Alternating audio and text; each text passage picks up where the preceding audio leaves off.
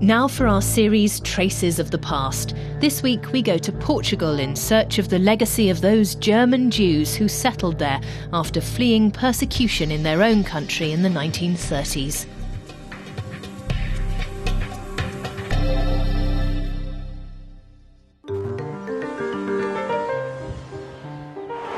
My name is Ruth Arons. I've lived in Portugal since 1936. I was born in Berlin. Born to Jewish parents, anti-Semitism was rife when Ruth Arons was growing up. She experienced it at school and on the street. She was 13 when her father decided it was time for the family to leave Germany. It was only later that she realized how narrowly they had escaped the Holocaust. I wanted nothing to do with Germany. To me, it was the past. It was nothing to do with me. I remember my grandmother saying, in Germany it was like this or that, and my father would get angry and say, well, this is how we do it. We're not in Germany anymore. Ruth Arons has only a few mementos from Germany.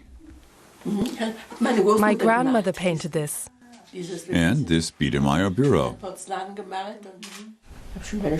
This is where I would do my homework. I like to play with this. I'd pretend to ask questions and they'd answer when I pulled the drawers out. Games.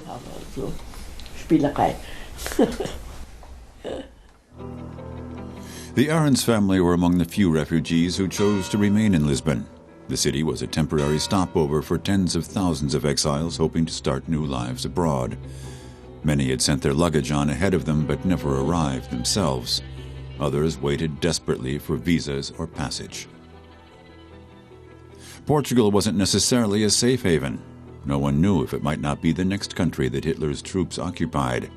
And the Salazar regime wasn't exactly welcoming to the German refugees. After 1939, only refugees who had already booked passage out of the country were allowed in. The government wanted to make sure Portugal would remain a transit country.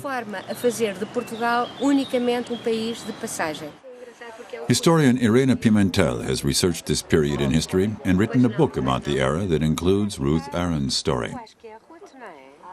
Arons came from a wealthy family forced to leave most of its fortune in Germany and start from scratch in their adopted country. Our parents were terrified when they told us we had to move to Portugal, but my sister and I were excited. We were thrilled. We knew nothing about Portugal. Our only association with the country was tin sardines. Her first impression of Portugal was that it was provincial and backward. The people were friendly, but reserved. Her father in particular found it hard to adjust.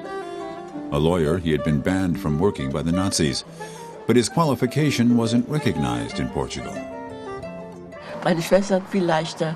My sister settled in very easily. She found it easier to be outgoing, and soon she had a circle of friends. I became very withdrawn.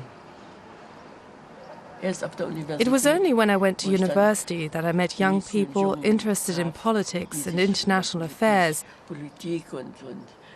that I met people I could talk to. Ruth wanted to talk about topics such as Salazar's Estado Novo regime. She fell in with a group of government opponents and became a member of the outlawed Communist Party.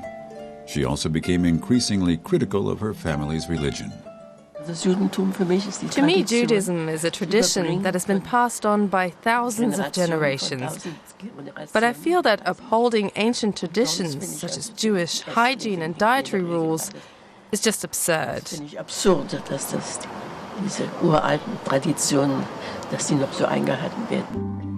Arons developed a hatred of injustice and got more and more involved in politics.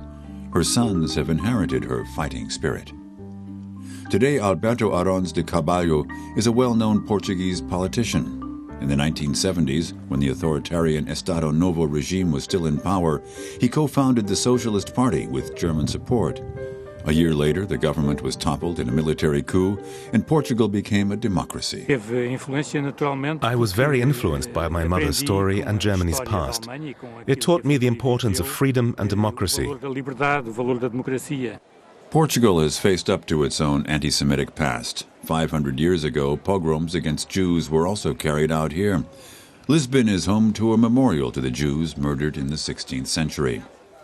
On the whole, modern Portugal paints itself as a tolerant country. Ruth Arons contributed to its transition to democracy, first joining its underground and then working in regional politics. Today, she says, she feels Portuguese through and through. Ruth Arons loves Lisbon, and over the years, she's made her peace with the country she was born in.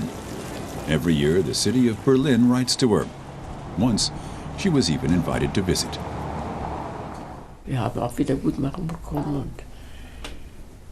Germany has made amends. I can see that it has made efforts to forget the past and to pay its dues.